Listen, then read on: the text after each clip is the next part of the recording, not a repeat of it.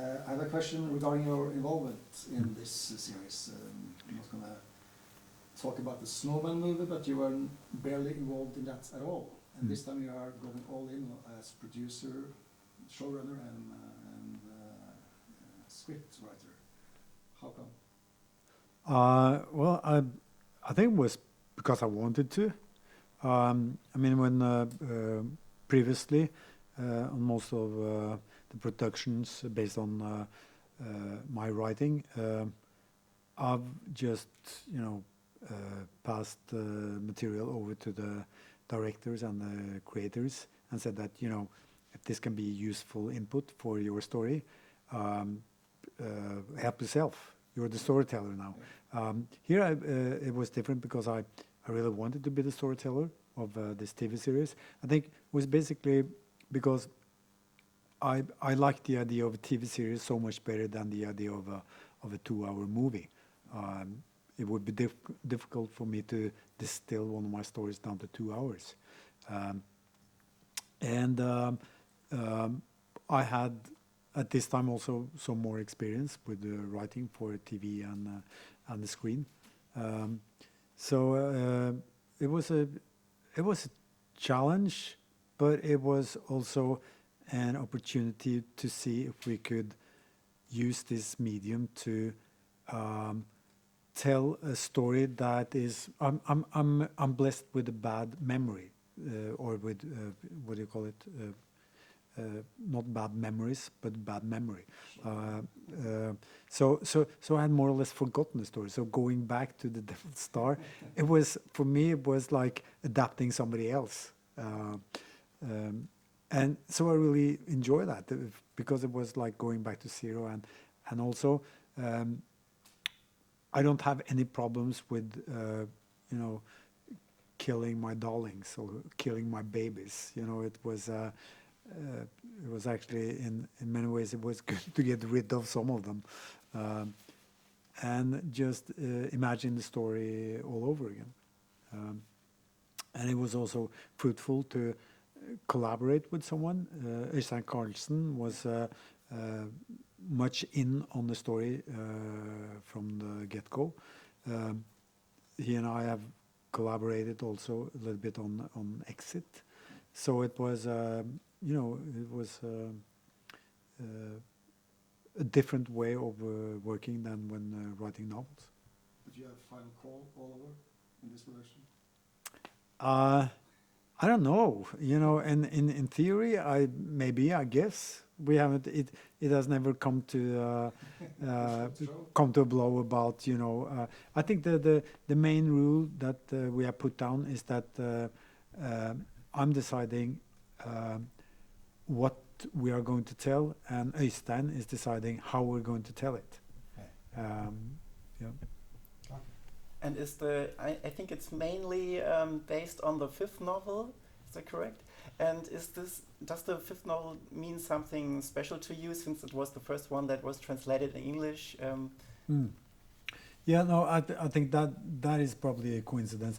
I think it's based on the like you said, it's mainly the 5th novel, but it's also the 3rd and 4th are also in the mix. I think the reason is that the first 2 novels they are taking place abroad in Sydney and Bangkok, so we wanted Oslo to be a character in the story, and the 3rd one is a very Norwegian theme, people that fought with the Germans during World War II.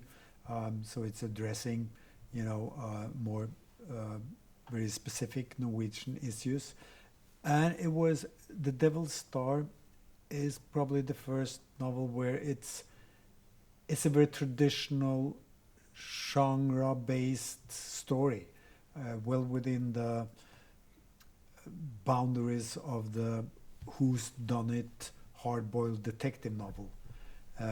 So I decided that this is a good way to introduce the audience to the world of Harry Hole.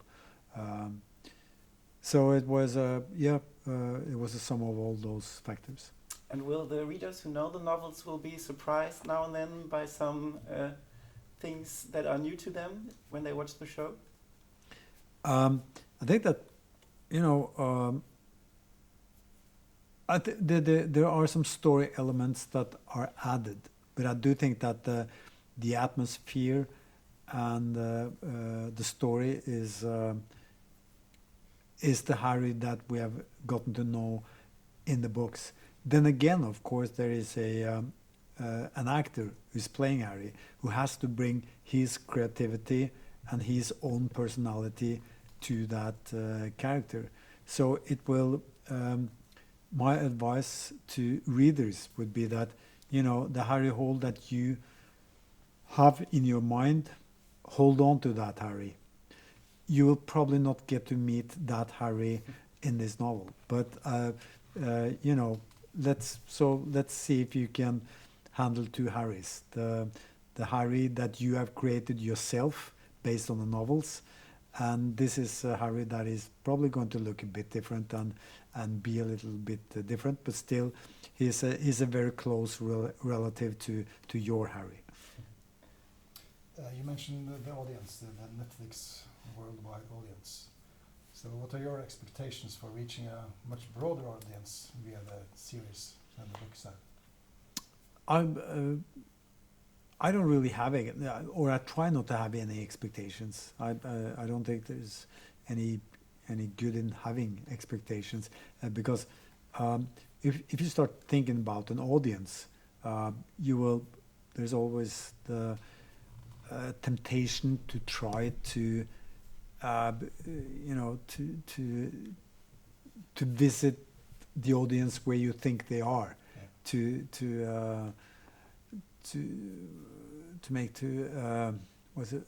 accommodate an audience, and to hit you know, the zeitgeist.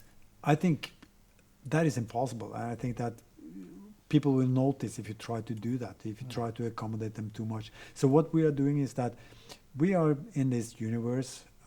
This is where we live. These are the things that we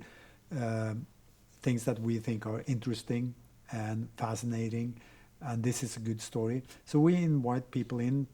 They have 100 places else they can go nowadays. So if they rather go there, of course.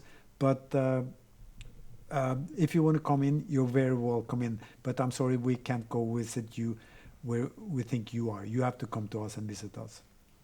Are there any plans for future seasons? I think there's right now we concentrate on this season, and we try not to think too much ahead. But I think right now, if you have asked people here on the set, everyone involved, is this something that you want to do again? I think yes. It's been such a great experience just doing this. But then again, I think that the audience will decide whether they will let us continue this. If this will be the only season, then at least we had a great time making this. But you wouldn't close the door? No, I'm not into closing doors. Can we get one last question? Did you sneak yourself in front of the camera? Will you have a cameo appearance in one scene or the other? I think my only cameo is that it's there's a scene with a cup with a figure on the cup, which is from one of my children's books, Dr. Proctor. That is my only cameo. Nice. Thank you. Thank you. Thank you.